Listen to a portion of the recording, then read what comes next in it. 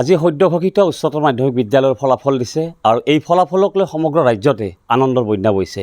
ঠিক তেনেদৰে সমান্তৰালভাৱে পশ্চিম নলবাৰী অঞ্চলতো আনন্দ উল্লাসেৰে ভৰি পৰিছে আৰু সেই পশ্চিম নলবাৰী অঞ্চলৰ পশ্চিম নলবাৰী অঞ্চলৰ মৎস্যজীৱী বুলি ক'লেও আপোনাৰ ভুল নহ'ব, সেই কৃষি প্ৰধান গাঁও হেলচাত আজি হেলচাৰ এটি পৰিয়ালত আনন্দৰ উল্লাস বৈছে এই কাৰণে যে পশ্চিম নলবাৰীৰ যি সূত্ৰধাৰ একাডেমী এক ব্যক্তিগত খণ্ডৰ শিক্ষানুষ্ঠান, সেই শিক্ষানুষ্ঠানৰ পৰাই 92% নম্বৰ লাভ কৰি কলা শাখাত সুনাম কঢ়িয়াই আনিছিল।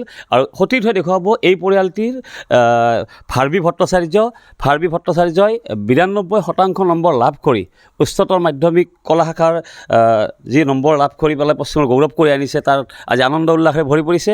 আৰু ঠিক তেনেদৰে আমি তেওঁৰ ওচৰত গৈছোঁ। কেনেকুৱা লাগিছে আজি? খুবেই ভাল লাগিছে।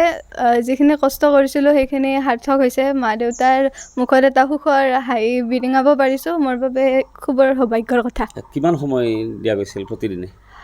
প্ৰতিদিনে মই দৈনিক 8 ঘণ্টা পঢ়িবলৈ চেষ্টা কৰিছিলোঁ আৰু টেষ্ট যোৱাৰ পিছত নিতৌ পঢ়িবলৈ চেষ্টা কৰিছিলোঁ আৰু ভালকৈ।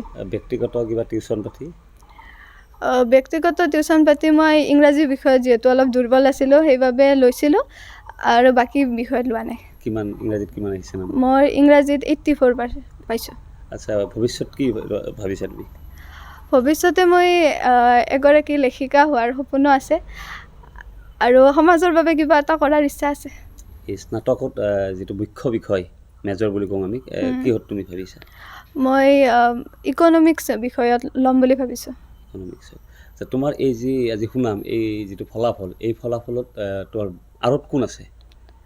মোৰ আঁৰত মোৰ মা দেউতা নিশ্চয়কৈ আৰু ছাৰ বাইদেউসকল, তেওঁলোকে যথেষ্ট কষ্ট কৰিছে, মোৰ লগত যথেষ্ট সহায় কৰিছে আৰু তাৰ ফলতে এনেকুৱা ফলাফল হৈছে।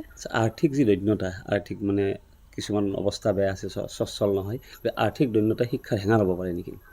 আৰ্থিক দৈন্যতা হয়তো শিক্ষাৰ হেঙাৰ হ'ব নোৱাৰে, যদি ভালকৈ পঢ়া শুনা কৰা যায়, নিজৰ ইচ্ছা অনুযায়ী যদি সেই ফলটো পাবৰ বাবে যদি কঠোৰ পৰিশ্ৰম কৰা যায়, আৰ্থিক দৈন্যতা কেতিয়াও সফলতাৰ হেঙাৰ হ'ব নোৱাৰে। হয়, নিশ্চিতভাৱে ক'ব লাগিব যে বিভিন্ন সময়ত আমি শুনা পাওঁ যে আৰ্থিক দৈন্যতাই হেঙাৰ হয় বুলি কয়, কিন্তু আচলতে অভাৱেই যদিও কেতিয়াবা কয় ধ্বংস, অভাৱেই সৃষ্টি আৰম্ভ কৰে। আৰু ঠিক তেনেদৰে এই ভাৰ্বীৰ আঁৰত আছে আচলতে মাতৃ। মই সতীৰ্থক দেখিবলৈ অনুৰোধ জনাইছোঁ, এই মাতৃ পিতৃয়ে এইদৰে অহৰভাৱে তাইৰ নামত লাগি যি এই সময় আজি সুনাম আনিছে, আচলতে ইয়াৰে আঁৰতে আছে মাতৃ। আৰু মাতৃ বুলি ক'লে অকল ভুল হ'ব, কাৰণ যি আৰ্থিকভাৱে সহায় কৰিব লাগে আচলতে পিতৃয়ে কৰে। তৎসত্ত্বেও মই মাতৃৰ ওচৰলৈ গৈছোঁ। কি ক'ব আপুনি?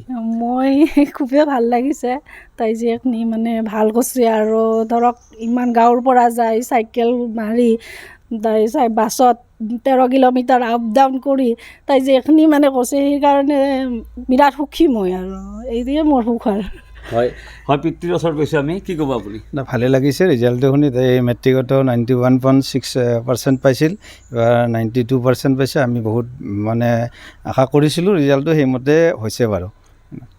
হয়, লক্ষণৰ কথা আচলতে যি এই ব্যক্তিগত খণ্ডৰ শিক্ষানুষ্ঠান সূত্ৰধাৰ একাডেমী চামতাস্থিত, এই শিক্ষানুষ্ঠানখনৰ পৰা হেলচাৰ এগৰাকী ছাত্ৰী 92% নম্বৰ লাভ কৰি সুনাম কঢ়িয়াই আনিছে।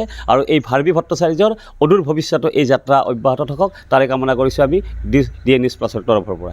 যিকোনো খবৰৰ বাবে যোগাযোগ কৰক 7099017330, লগতে 7099017110 নম্বৰত।